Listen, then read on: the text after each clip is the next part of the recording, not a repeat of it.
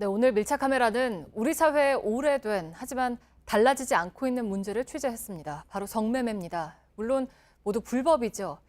전국 지자체가 성매매 업소 집결지 폐쇄를 유도하고 있지만 쉽지가 않습니다. 가장 큰 걸림돌은 보상 문제입니다. 박민규 기자입니다. 대구 중구의 한 골목입니다. 불법 성매매 업소 30여 곳이 모여 있습니다. 일제 치하에 만들어졌던 성매매 집결지, 이른바 자갈마당입니다. 지난 1월 재개발 승인이 났고 보름 전부터 철거를 시작했습니다. 얼마 전까지 영업하던 업소입니다. 안쪽으로 들어오면요, 이쪽에 머리빗과 여성용 구두 몇 켤레가 남아 있습니다. 영업할 때 썼던 안내판도 있는데요.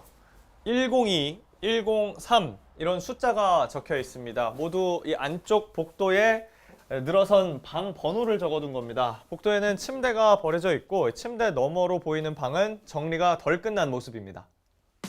이곳에 들어서는 건 1,100세대 규모의 주상 복합단지입니다. 민간 시행사가 지난달 토지와 건물 매입을 마쳤지만 일부 세입자와 종사자들이 추가 보상을 요구하고 있습니다.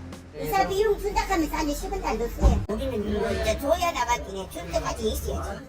시행사는 추가 보상은 곤란하다는 입장입니다. 건물 주인한테 땅값을 줬는데 그 일하시는 분까지 연락하는 건 좀 어불성설하겠습니다. 굉장히 좀 많이 요구하시는. 폐쇄 결정 뒤에도 보상 문제가 갈등의 불씨로 남은 겁니다. 전국에 남은 성매매 업소 집결지는 20여 곳, 일부는 주거단지에 접해 있습니다. 경남 창원의 한 아파트 단지입니다. 밤 시간이라 오가는 사람 없이 조용한데요. 이쪽에 아이들이 뛰노는 놀이터도 보입니다. 그런데 아파트 철문 너머로 노란색 불빛이 새어 들어옵니다. 문 하나를 사이에 두고 성매매 업소들이 영업하고 있는 겁니다. 새벽까지도 계속 들리니까 들어와 뭐 이런 거 있잖아요. 그게 제 청소년 때부터 계속 그런 걸 들었거든요. 낮 시간에는 어린이집 차량이 이 길을 지납니다. 인근 200m 거리에 있는 어린이집만 3곳입니다. 애들이 막 그림을 네모를 막 그리면서 여기서 적는 거예요. 불법 업소 20여 곳이 숙박업소로 신고한 채 영업하는 상황. 창원시는 2013년부터 재개발을 시도했지만 모두 실패했습니다. 수백억 원에 이르는 보상금을 마련하지 못해서입니다.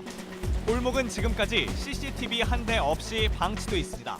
지금 너무 처리해야죠. 처리를 하려고 하는 과정에서 나중에 자기들이 맞춰버려요. 그래 사실 없다 하고 막 단속하기 힘듭니다. 성매매 집결지의 경우 안전관리도 문제입니다. 넉 달 전 불이 나 3명이 숨졌던 서울 천호동의 불법 성매매 집결지입니다. 검게 그을린 창문 아래쪽에는요, 이렇게 출입 금지 통제선이 남아 있습니다. 불이 났던 곳이란 걸 알 수가 있는데요. 소방당국은 일대를 화재 경계지구로 지정해놨습니다. 그만큼 화재에 취약한 곳이란 얘기인데 옆에 보이는 건 연탄입니다. 당시 화재 원인으로 지목된 연탄 난로를 일대 불법 업소들은 여전히 쓰고 있습니다. 골대불에 선을 깨면 하루에 한 2만 원씩 이렇게 들어가잖아요. 연탄은 몇천 원 들어가니까 전부 다 연탄 때문에. 대부분 지어진 지 수십 년 된 건물로 스프링클러 등 소방시설 설치 대상이 아닙니다. 업소가 다닥다닥 붙은 골목엔 소방차도 들어갈 수 없습니다. 재개발에 필요한 행정 절차는 대부분 끝났지만 갈등은 여전합니다.